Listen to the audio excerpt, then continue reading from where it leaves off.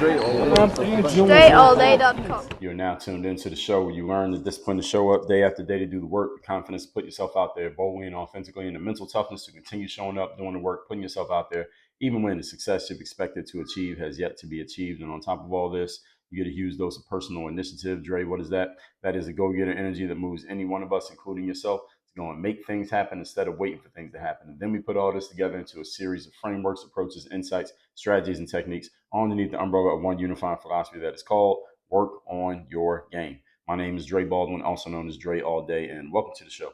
And today's topic is we're getting into part two of our what will be a 5-part series on the biggest lies you have been told about professional development. Before we get into this, I remind you of two things. First of all, daily motivation, Monday motivation messages, guaranteed to have you focused, sharp, and on point to start your day, your week, respectively. All you got to do to get these is be a member of my texting community. The number to text is 305-384-6894. And once we start sending those messages out again, I'm not sending them right now as of this recording, but once we start sending them again, which we will, which is why I keep announcing this, you will be getting those messages straight from your phone, straight to your phone. Secondly, Work on Your Game University. All right, that is the place where if you are serious about getting to your potential, you're serious about maxing out on what you are capable of and what you can do, go to workonyourgameuniversity.com. That link is down below in the description. There you can see more about who we have worked with up to this point, what we have worked with them on, what we will work with you on, and how you can get started. All of that, everything that you need to know is all at workonyourgameuniversity.com. Again, link in the description. With that out the way, let's get right into it, picking up right where we left off again, which is part two of what will be our 5-part series on the biggest lies you have been told when it comes to professional development. Point number 4. Again, points 1 through 3 were yesterday's episode. Number 4. You must have a long-term plan. This is actually a lie when it comes to professional development. Now, I'm not saying that having a long-term plan is a bad idea, but in order to have professional development success, a long-term plan is not necessarily needed. Now, it's good to have one, but it's better to have a long-term goal than a long-term plan, because plans often do not work out the way that we expect them to work out. But a goal is like the North Star that is directing you, and you can change your plans, modify your plans along the way. You can even throw your plan completely in the garbage and create a whole new one while keeping your focus on the goal. So the goal is about the destination, while a plan is about knowing exactly how you will achieve or get to that destination. That is often impossible because human beings are mere mortals and we tend to not be perfect when predicting the future. So the fact of the matter is most people don't know how they're going to reach a lot of their goals, especially those of you who are ambitious and you have big goals. You probably couldn't really explain in any, let's just say, logical way, for lack of a better term, how your big ambitious goal is going to be reached given where you stand today. All right, so if you have big audacious goals, where you stand today and the plan that you could possibly articulate to get there may not even quite make sense. And someone, let's say like myself or someone smart, can listen to what you say and ask you a bunch of questions that will punch holes in the things that you're saying will happen, and they might be right. Doesn't mean you can't reach the goal. It just means that human beings are not perfectly clairvoyant. We can't always predict the future. And the only way someone can really predict the future is actually you can't. The only way you can lay out a perfect plan is to reach a destination, then lay it out backwards because it already happened. But laying out a perfect plan before it happens, nobody's ever done it. It's never happened and it never will, because human beings ain't that good. All right, so the good thing is, folks, you don't need to know exactly how you're going to reach your big goals. You just need to know exactly what you would like to achieve and why it matters for you. What and why matter more than how. Everybody got that? What and why matter more than how. Now, I did a whole episode on this. That was episode number 2043. What and why over how. How is the thing that most people allow to slow them down and keep them from moving forward on their goals, when it's the least important part of the three. What you want, which is crystal clarity on the outcome, why you want it, which is the reason and the drive and the energy behind it. The how will get figured out when those other two are clear. Okay, so you don't need to know exactly how. How is just the bridge. And when you're clear on the other two, the how gets figured out much more easily. Further, even if you did have a plan, as I just told you, most plans are completely useless. Why? Because they were made by humans. And why does that matter? Because human beings ain't perfect. I've yet to meet a human being who has crafted a perfect plan, i.e. one that happened exactly as they thought it would. All right. I've never met a single person who's done it. I have never done it. But when I have crystal clarity on what I want and crystal clarity on why I want it, I've been able to figure stuff out. All right, same thing for you. Most plans never happen exactly as designed. Life gets in the way, humanity gets in the way, that's you and other humans, and randomness gets in the way. So no plan goes as expected. At the same time, the act of planning, which is simply taking time to think about what you will do before you do it and committing it to some form of documentation, is very good. That's a very good idea, even though, again, the plan itself will probably be garbage once you actually start doing stuff. But planning is valuable because it gets the mind involved, it gets your thinking involved, and that's a very powerful tool. I talked about this in episode 2008. Plans are useless, planning is priceless.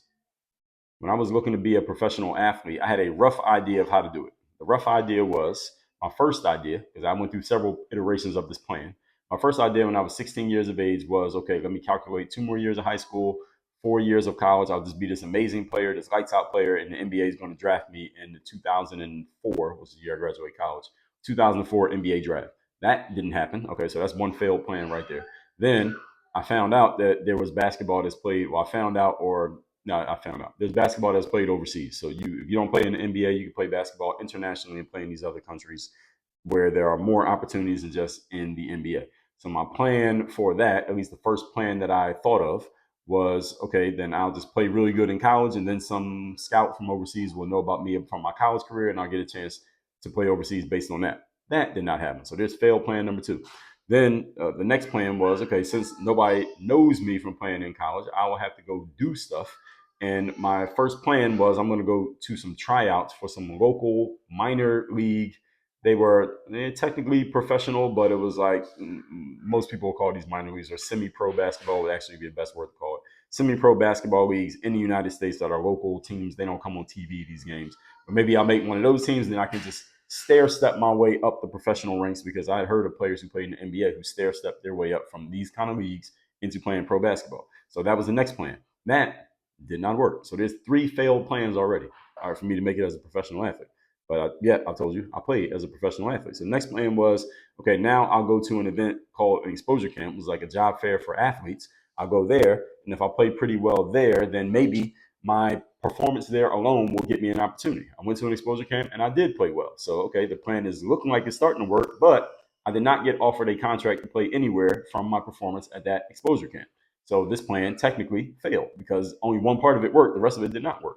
So then the next thing I had to do was, okay, well, what do I need here? I have some collateral here because I played in exposure camp and I played pretty good. I got a scouting report of a third party saying that I'm a good player, and I had the footage of myself playing against these players as proof.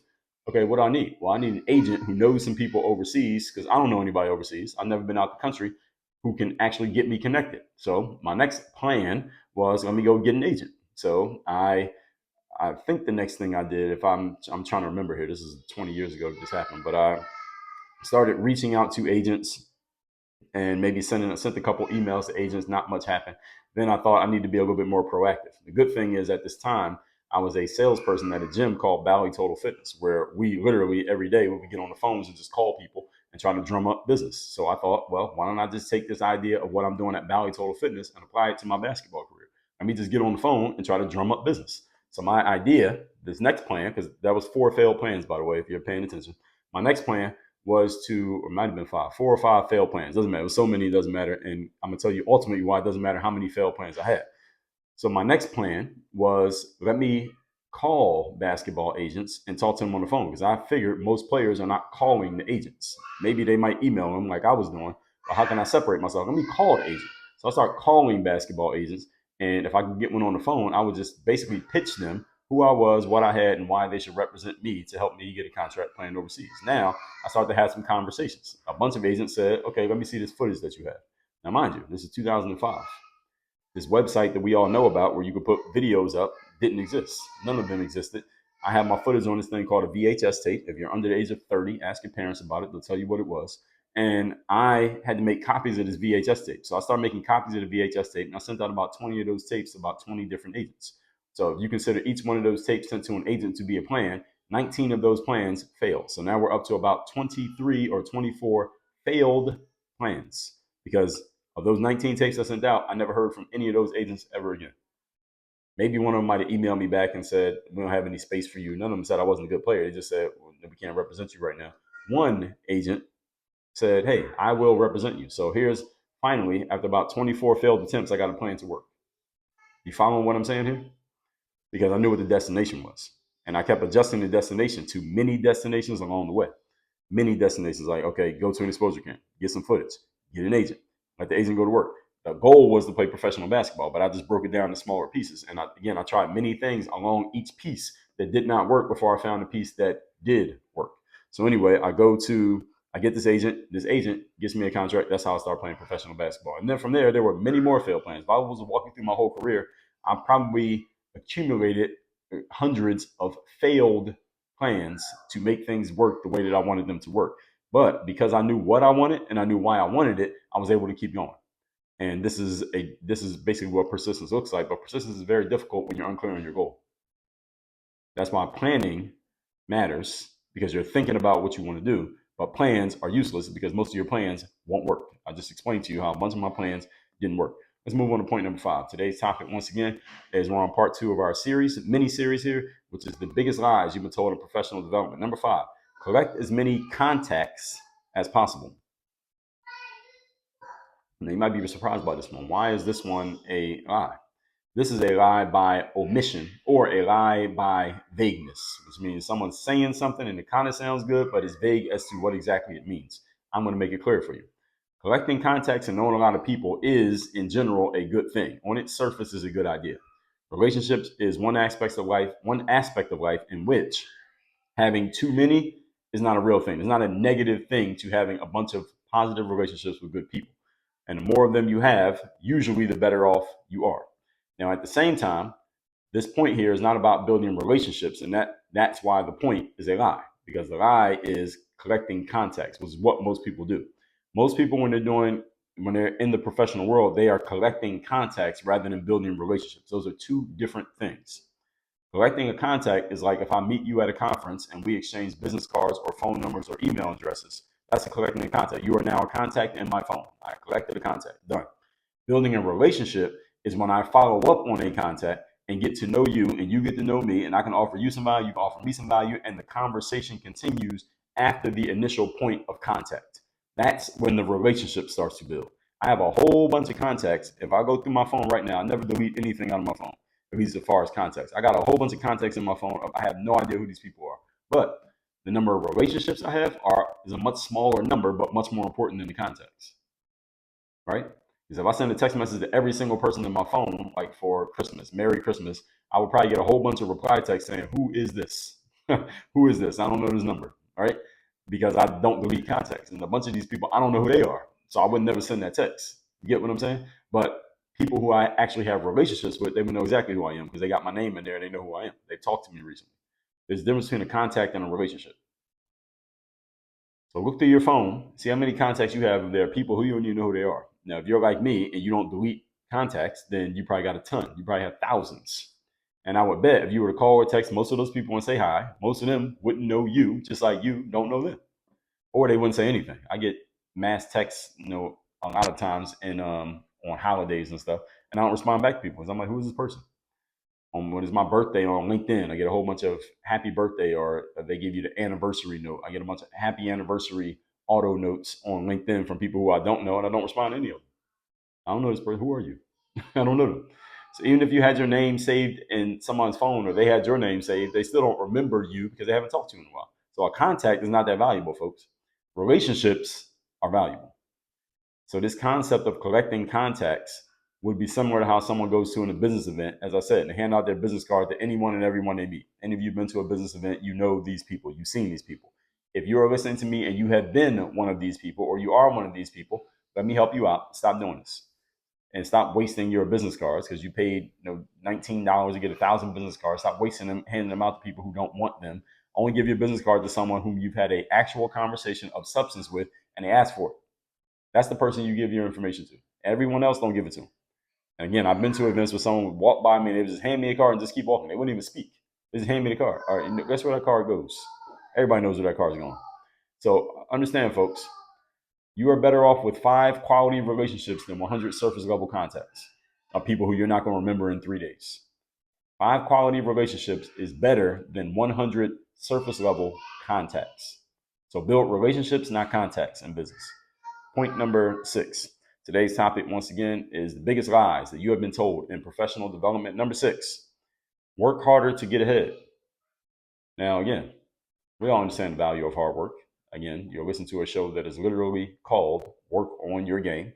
I'm not knocking the concept of hard work, but I am knocking this idea that anytime you're trying to move forward, that the key to doing so is working hard. This is not true. This is a lie. Hard work is not the key to moving ahead. It may be an element. All right, the key is working on the right things that will move you ahead, which often paradoxically do not take as much effort as a lot of the stuff that you are doing that is keeping you in the same place.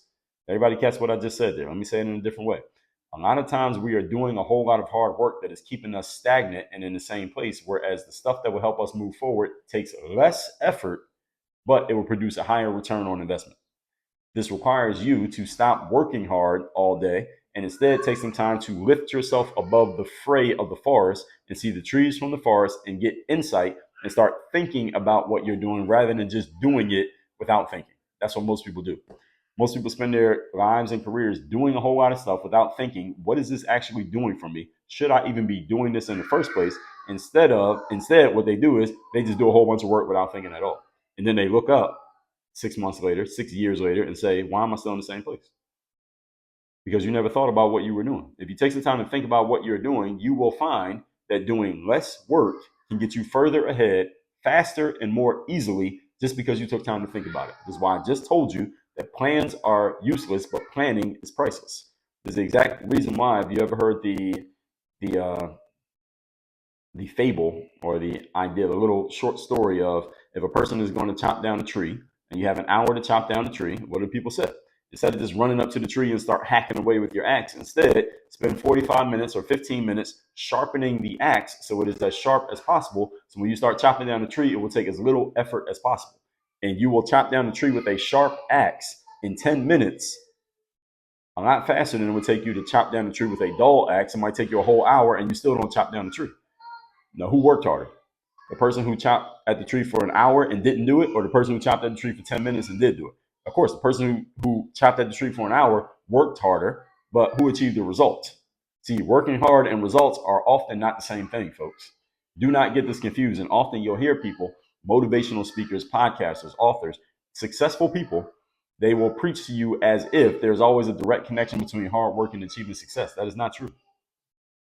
Sometimes your success is based on you stopping the hard work and instead asking the right questions. And you'll find that, there's a whole bunch of easy work right here that will just get me the result.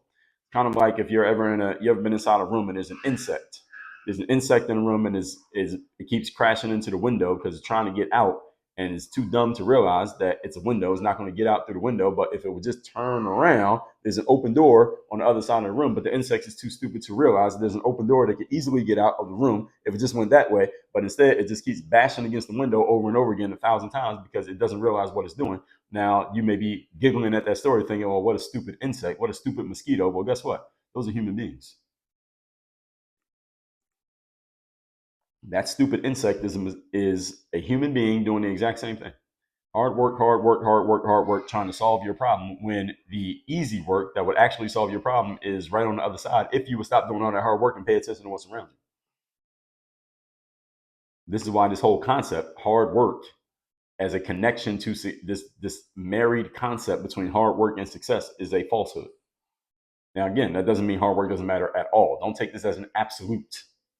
But understand it's not always hard work, which is the solution to your problem. Most people's default, anytime they're facing a challenge, is to just work harder. I suggest that you don't do that. The hard part of what you need to do is getting the right insight and the right approach on what exactly will help you move forward, then working hard, if necessary, on that thing. So let me say it again. The hard work, folks, is figuring out what exactly should I be doing. That's the hard work. Once you're clear on that, then you do the work. And you may find that work ain't that hard because you ask yourself a better quality question. Most people never ask themselves better quality questions at all. Most people don't ask any questions. They just go straight to hard working. And then eventually they pick their heads up and they end up coming to someone like me and saying, I'm doing all this hard work, but I'm not getting the result that I want. And I don't understand why. Well, I just told you why. You got to get the right question. The right question comes from insight. Insight comes from a fresh set of eyes looking at you and what you're doing, not you basically trying to self-diagnose. Again, another failure point that a lot of people have, which is why they just default to hard work because that's the easiest thing that people can do. So let me just work harder. Once you are clear on exactly what helps you move forward, then you do your thing. Then you put all your hard work and effort behind that thing. Once you are clear on it and you're clear that it is actually accurate, that is true. Challenge is most people don't do this in the right order. They just work hard blindly and hope that things get figured out. If and when they do move forward, they don't know how or why it happened. Therefore, they cannot replicate their success. This is how you can do a whole lot of hard work, achieve success many times, but you can't consistently achieve success because you don't know what led to the success. Therefore, you have these sporadic results. That happens to people all the time. You want to fix that problem, come into the university. Let me recap today's class, which is part 2 of our mini series here on the biggest lies you've been told when it comes to professional development. Number 4, you must have a long-term plan. No, instead you must have a long-term goal. Plans are generally useless, but planning is priceless. And again, when you know what you want and why you want it, the how will figure itself out. Number 4, collect as many contacts as possible. Notice the lie. Instead, you want to build relationships. 5 quality relationships are more important than 100 surface level contacts. Most of those people, you'll never talk to them ever again anyway, and they don't remember who you are, even if you were to talk to them. Number 6, work harder to get ahead. This is a lie. Hard work does matter, but the hard work has to be done in the right order. Hard work is subordinate to asking the right question as to what to work hard on. Most people put hard work at the top of their hierarchy, and they just work hard and hope that things figure themselves out. And sometimes it does, and you get random luck and random outcomes. But if instead you ask yourself, what do I work hard on, and then work hard, you'll get a lot more ROI out of your efforts. Tomorrow, we'll go on to the next part of this ongoing mini-series, workonyourgameuniversity.com. You want help getting insight, help on directing your efforts towards the right things for the right reasons, asking the right questions with the right guidance along the way from myself. Go to workonyourgameuniversity.com. Links down below in the description. Work on your game. Dre, all